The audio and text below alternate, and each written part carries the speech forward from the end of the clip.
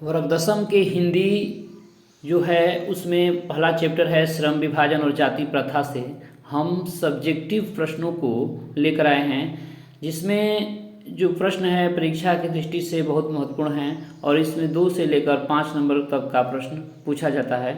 तो इसमें पहला जो सवाल है उस सवाल को हम लोग देखते हैं।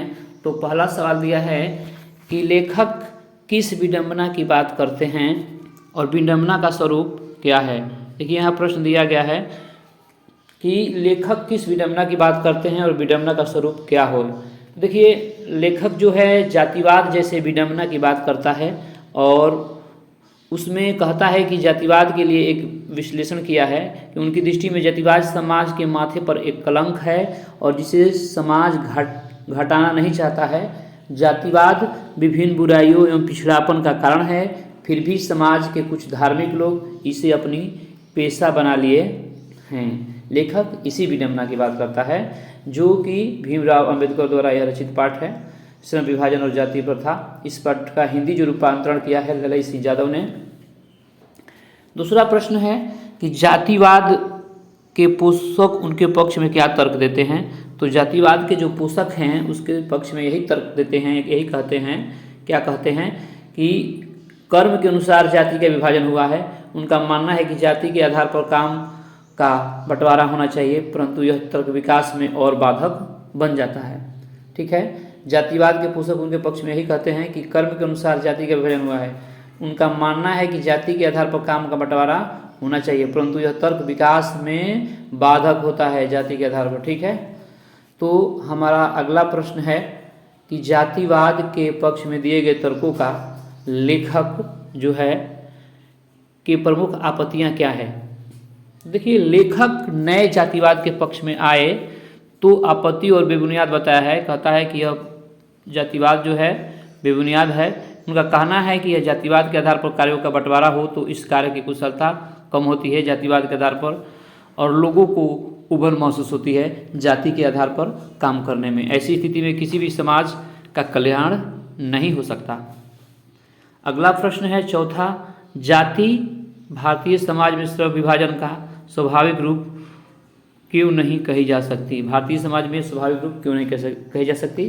तो देखिए जाति जो है भारतीय समाज के श्रम विभाजन का स्वरूप नहीं है, ऐसा बाबा साहेब भीमराव अम्बेडकर जी का मानना है। उन्होंने बताया है कि कार्य के निर्धारण में व्यक्ति स्वतंत्र है, व्यक्ति को अपनी क्षमता एवं रुचि के अनुसार कार्यों को चुनना चाहिए, पूरा अधिकार है। इस अधिकार को बलपूर्वक छीना जाता है तो समाज न तो सब बनेगा और ना ही शुभ योग बनेगा और ना ही निर्माण कार्य होगा इस समाज में, यही उनका मानना था। अब अगला प्रश्न जो 5 है वह क्या कह रहा है।